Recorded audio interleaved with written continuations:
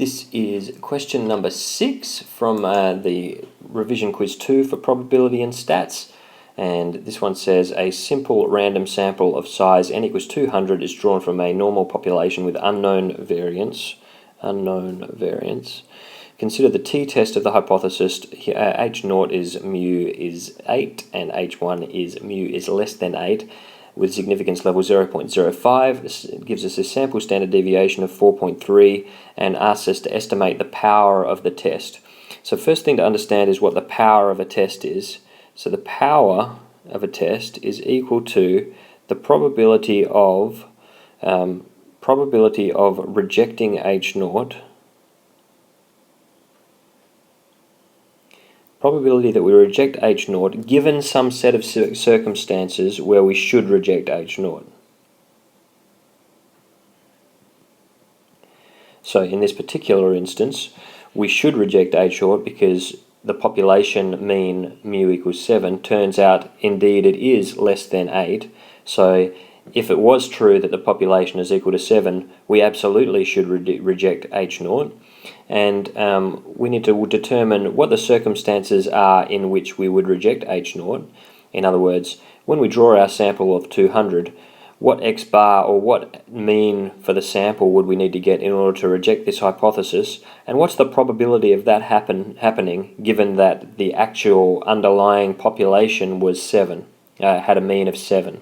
So let's work out what all that means rather than talking about it.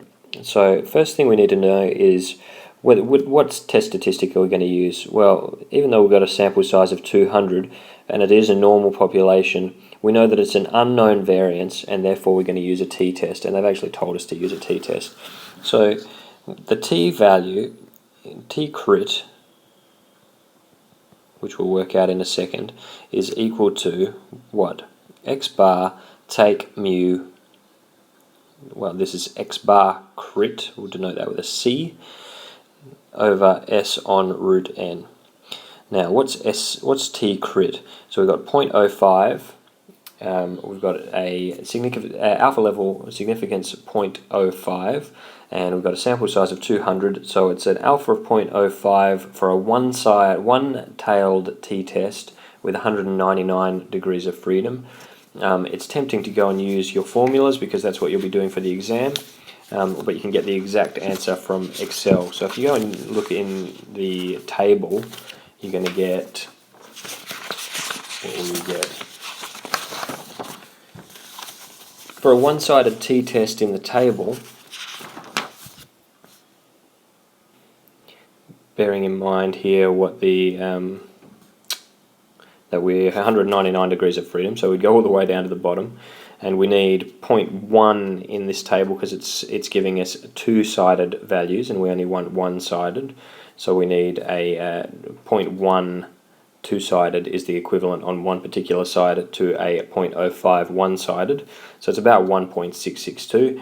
If you look at the Z value, it turns out to be 1.645. So somewhere in between is probably where it's going to be, and indeed if you go to Excel, the actual t-crit is going to be 1.653.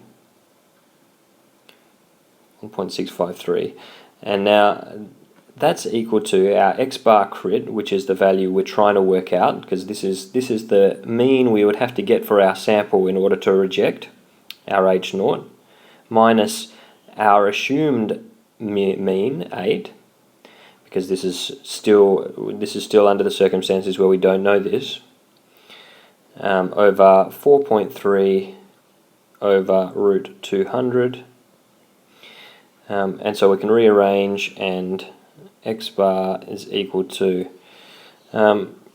before I go on I'll point out that this is actually negative because we're going for a one-sided value, so this is a absolute value of t and we want the negative of that. Negative 1.653 multiplied by 4.3 over root 200 plus 8, and that's going to give us a value of 7.49-ish, 7.4983.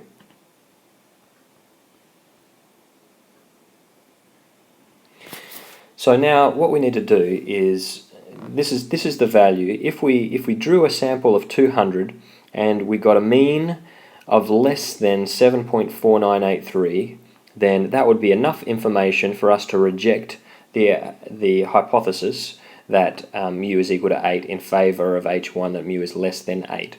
Now what we're going to want to do is try and identify what's the probability when we draw 200 that we are going to get a mean of 7.49 or lower. And we do that by putting in the mu value of 7 to the original t statistic. So now we're going to say that t is equal to 7.4983 minus 7 divided by s on root n, 4.3 over root 200. And that value is going to come out at